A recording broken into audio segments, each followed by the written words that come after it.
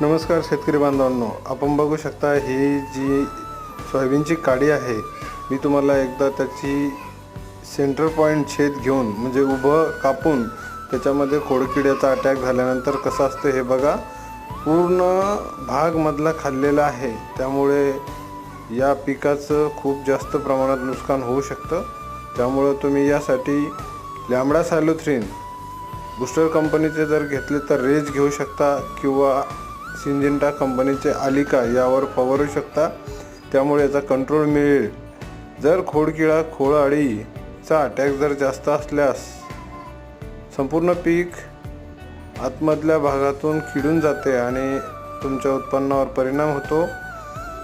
त्यामुळे नक्कीच फवारा घ्या.